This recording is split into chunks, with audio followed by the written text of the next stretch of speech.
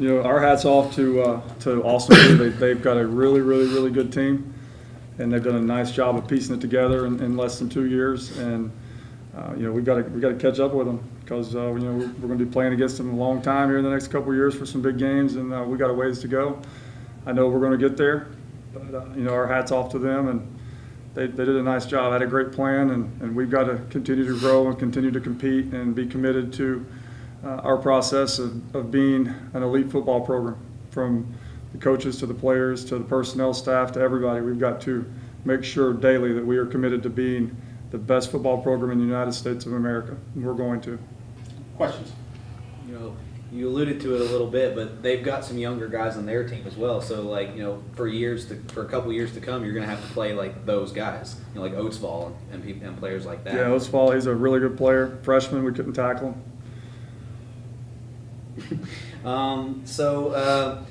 First start of the season today, Luke. How did you feel out there? I felt good. I felt confident. I thought we had a good week of practice, good week of preparation. I had a good game plan. I really liked it. I was comfortable with everything. Just this week's practice, it really built up my confidence and allowed me to go out there and do what I did today. So. Any particular reason why you got the start today over Andre? Or I'll answer that. Practice is everything. And, there's a reason Pete Carroll built a dynasty at USC and Nick Saban's got one at Alabama because competition and practice is everything.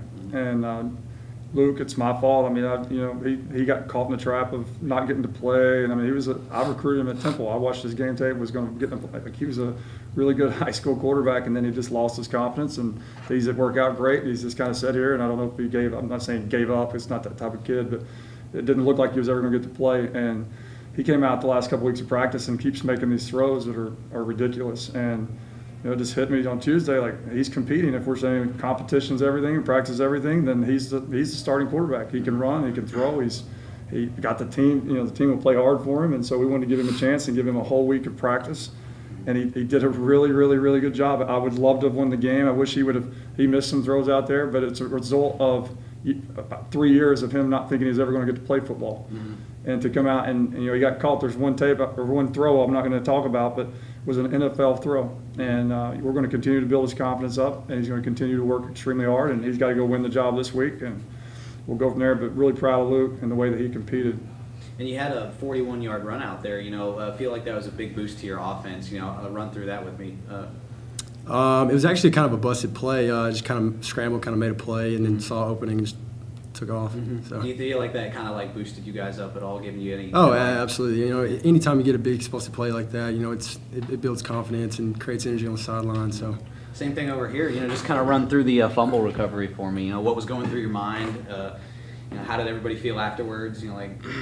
I just saw the ball squirt out on the ground and scooped it up and ran with it.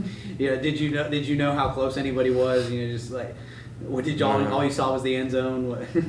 just ran. I hear you. So up until that fumble recovery, you guys just couldn't seem to get over that 14-point hump. We'll talk about that a little bit. I wish I knew we would have won the game. And it's a good question. It's just one of those things that they're really talented on offense, and they when they're really talented, and we can't. We had a guest speaker. It's funny that this happened, but we had a guest speaker from the Green Bay Packers come and talk to our team last night. He talked about it boils down to over 150 years of football. Boils down to two simple things: blocking and tackling. Mm-hmm. And then we decided to come out here, I guess, and prove him right because we didn't. I don't know why we're going to watch the tape. We didn't tackle very well. So we had to reevaluate how we practice and reevaluate what we're doing, what we're saying, and figure out how we can tackle a lot better. I still, there still feel like there were several positives in the offense though. Like the run, you may not have rushed for 160 like last week, but you guys threw for a ton of yards out there today. What were some of the positives you saw? Early on, we were able to establish a little bit of run game. When the game in the second half gets to 14 and you get that feeling of we're not going to stop them, then you start having to press a little bit and you abort the run game.